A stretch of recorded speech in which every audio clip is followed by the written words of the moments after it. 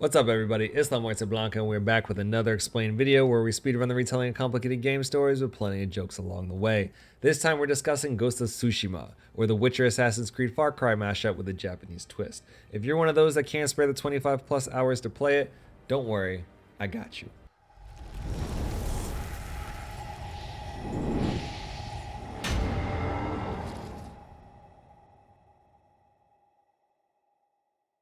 For the record, I am not Japanese and in no way claim to know anything about the language. Please don't crucify me as I proceed to butcher these pronunciations. The game starts and immediately everything is fucked. Mongols are invading the island of Tsushima because they have nothing better to do and live to ruin everyone's life. Imagine diversity, inclusion, and equity consulting firms, but they invade and kill you instead of just your favorite franchises. My bad. I better fix this before IGN writes a bullshit hit piece about me too.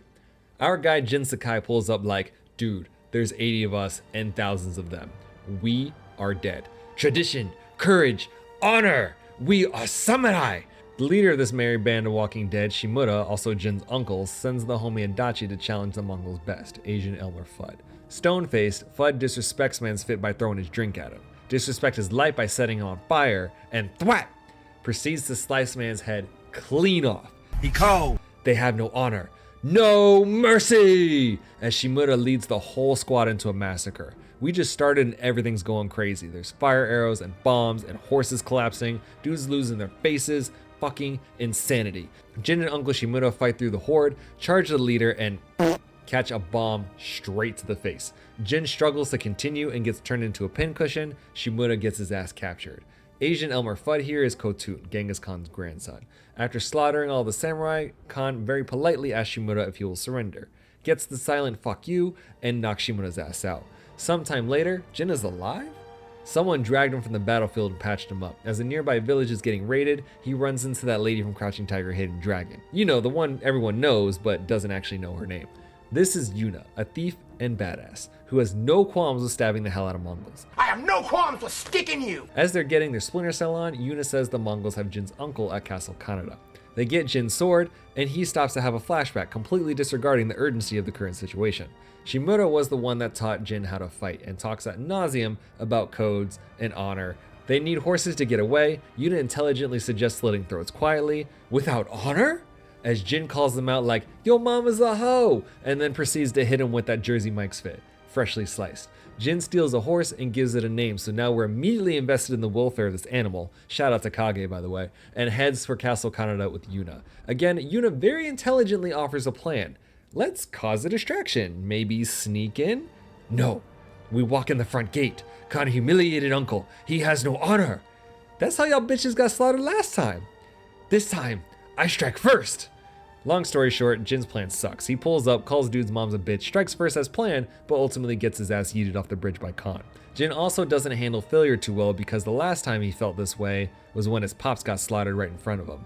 Kid Jin feels responsible because of his helplessness. For context, this is also when Shimura takes responsibility for Jin and his training, as Jin takes responsibility for his father's sword and legacy.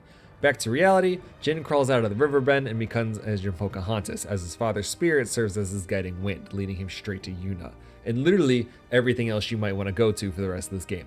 Jin's dumbass finally realizes he needs a different strat to save his uncle. They also need more help. So Jin majestically rides off to recruit Asian Hawkeye. He has a bow and is a filler character that no one actually cares about like the real Hawkeye, and then he gets Lady Masako, the pissed off wife of the guy that got barbecued.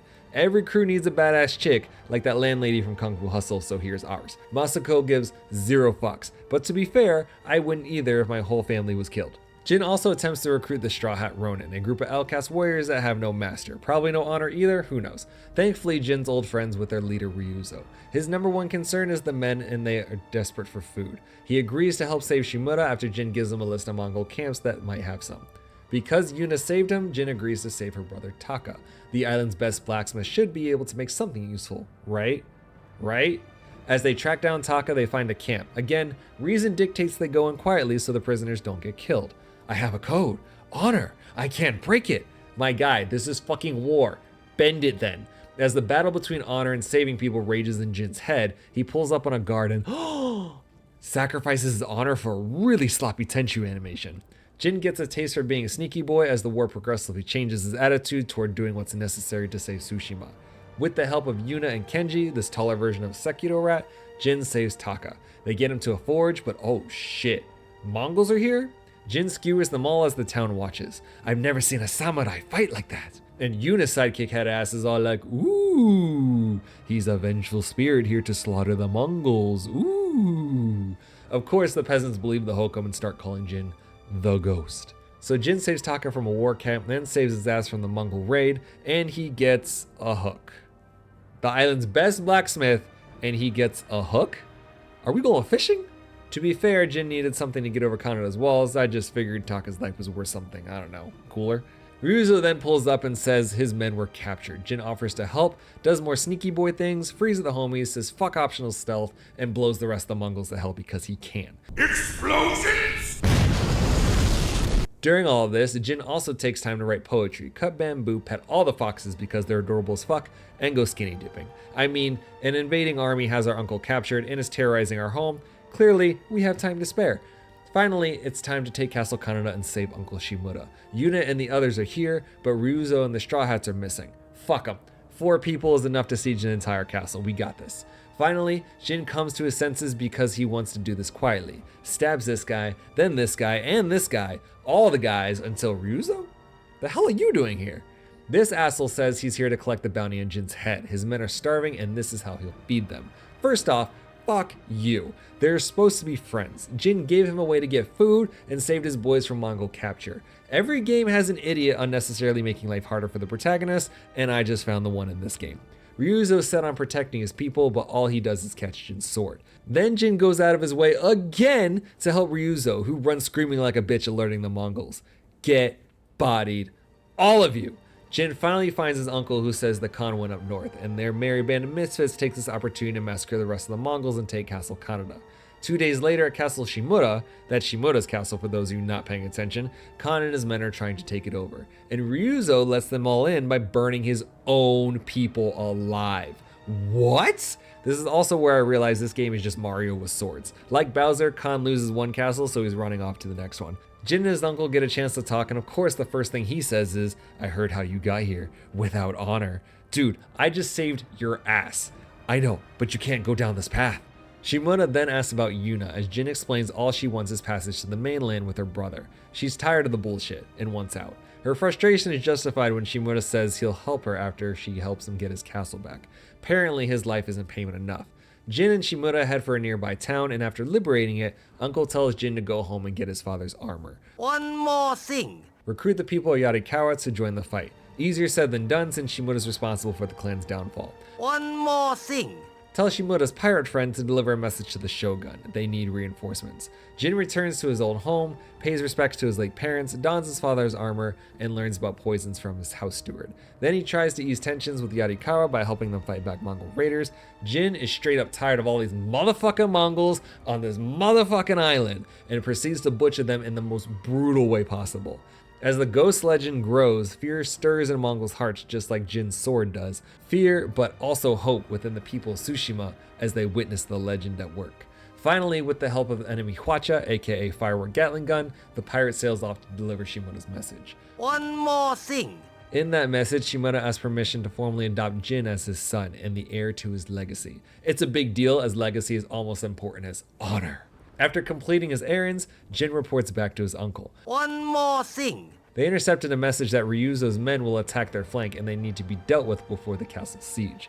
Jin asks Yuna for help, who justifiably says, nah fam, I'm out. We're leaving tomorrow. That night, Jin's gathering intel when Taka shows up. Taka, you a blacksmith. Take your smoky ass home. Yuna's gonna whoop mine if anything happens to you. I stand with the ghost. Fuck it. Go, I don't know, distract him or something. Taka rides by, starts talking shit about their moms and dips, thinning the crowd out so Jin can sneak in and find Ryuzo. Of all the shit Jin's dealt with this entire game, dude gets rolled up on like he's an NPC and knocked out. And wait, what is Taka doing here? Taka stands with the ghost but got his ass caught when he tried to come back and save the ghost. Then Khan rose up. To his credit, he offers Jin a drink, but then Jin hits him with the pouty look away your girl gives you when you prove her wrong. Khan wants Jin and his people to chill. Join me, and I will give you peace. Fuck you, Fat Onoki. I'm not a dog like Ryuzo. Bet, as he hands a sword to Taka. Kill him, and you can go. Ah, I stand with the ghost. Oh shit. Taka, no! Khan holds Taka's severed head, taunts Jin, and leaves. Well, now you went and messed up. Jin grabs his gear and butchers the entire Straw Hat crew, and the only one left now is Ryuzo. Interesting, since Ryuzo joined the Mongols to protect his boys in the first place. Stupid. As he's leaving, Yuna's here. Where's Taka? Yeah, you might not want the answer to that question, Yuna. Yuna completely loses it, saying Taka wanted to be like the ghost. Thankfully, she comes to her senses, says goodbye to her brother after a proper burial, and decides to stay and fight. No reason for her to go to the mainland anymore because her brother's no longer here. The Shogun's reinforcements arrive and Shimoda's ready for his Under Armour commercial. We must protect this house! Before heading out, he says the Shoguns approve the adoption, and after the island is saved, Jin will be the heir to Clan Shimoda. Today, we raid take Castle Shimoda to victory! And it's a full-on brawl. Arrows are flying, swords are slicing, battering rams are ramming, and Jin continues to give zero fucks. Jin, face them with honor. Are you fucking kidding me? Look at the blood on my face. You think they give a shit about honor? Watches start watching, barrels are exploding, it's fucking chaos. And as they push the final bridge, boom, boom, boom! Mongols blow the whole thing up, taking the lives of everyone Shimoda sent across. We must honor their sacrifice by repairing the bridge. Sorry, what? I'm with Jin. Shimoda's just sending people to die and Uncle doesn't even care. Jin's like, I could swing over and poison them right now. No muss, no fuss. I trained you to fight with honor. Honor's killing our people. I'm giving them hope while you send them to the slaughter. Get your head out of your... Ow! Uncle backhands Jin, who just stares back. Bet. In order to save the lives of his people, Jin sneaks into the Mongol compound at night and poisons their drink. All of them are choking on their own blood. All but Ryuzo. Ryuzo says Khan rode north again, leaving him behind to kill Jin. Then come get me, bitch. No. We can stop the Mongols together. After everything you've done! Don't waste your breath. You die tonight. One final thrust ends Jin's oldest friend. The Mongols are still choking on their own blood and Uncle is not happy. Shimoda's still up his own ass about honor and doing things the Shogun way. Jin's newfound realism understands they're at war and is actually trying to save lives, but it doesn't matter. Shimoda asks Jin to renounce the ghost. Blame Yuna for this act of terror and Jin will be safe. Huh? The fuck happened to honor, Shimoda, you hypocrite head ass? You're not my dad! I am the ghost. Heartbroken, Shimoda chooses duty over family and has Jin seized. Jin passes off his sword to Yuna and tells her to escape. Several days later, Rat Kenji manages to spring Jin free before he gets shipped off to the Shogun. Yuna is tracking the Khan and Jin breaks out to meet her, but no! Kage gets skewered? They escape, but they are not looking good, and we have to sit through the saddest scene of this entire game. Our most loyal companion till the bitter end, exhausted from his wounds, keels over and passes away. You are a real one, Kage. Press F to pay respects. Alone and with no equipment, Jin presses through the Mongol territory and gets shot by a poison arrow? Now they're still in Jin's tactics? He passes out and wakes up in Yuna's care. She tells him the Khans hold up at a port, and after making heads roll, they secure a nearby temple. They recruit hunters to open a pass for Jin's crew, and later he and Yuna scout the port to plan the Khan's death. They learn the Khan wants to sail from the mainland, loaded with poison. If they leave the port with all this, the Mongols will have no problem taking over Japan. Lucky for them, a storm is rolling in. This is their one and only chance to save everyone. To do this, they need weapons and fighters. Yuna will make sure they have weapons, and in order to get fighters, Jin writes a letter to his dear old uncle and sneaks back into Shimoda Castle to plan it, hoping he will respond to the message. Finally, the day has come. Our ragtag group of warriors versus the entire Mongol horde. For Tsushima! As Yuna's signal arrow tells everyone to start blowing shit up. After fighting through a small army, Jin breaks off to find Khan, while the rest of his people storm the front gate with Shimoda's army, who thankfully just showed up.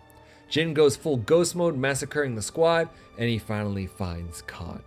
Like most final bad guys, do talk shit, but all he really does is catch his sword. And because he has no honor, throws powder in Jin's face like he's Chong-Li from Bloodsport.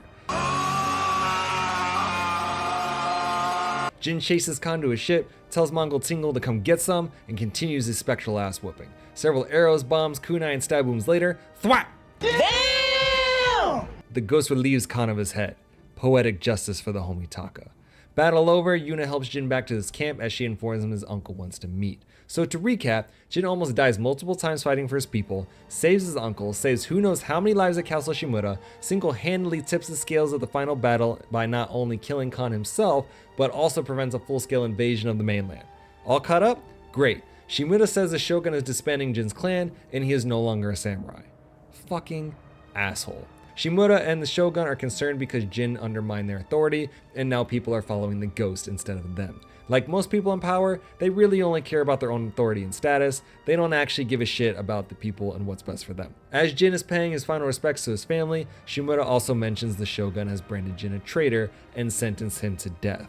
They argue again about means and ends and what's important, but none of it really is, because at the end of it, Shimura hits him again with the "you have no honor," to which Jin claps back, "and you are a slave to it." Fun fact, before slaughtering each other, samurai practice the fine art of haiku, or Japanese poetry.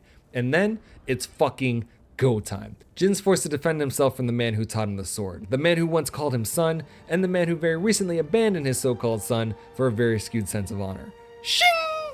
As Shimura's bleeding body crumples to the ground, he pleads, "Honor me with a warrior's death." Jin looks at his uncle, kneels in front of him and says, "Honor these nuts."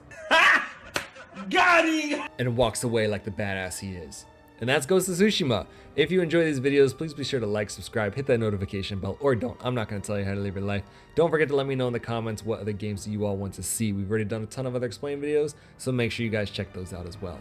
I'm La Muerte Blanca, and I'll catch you guys next time.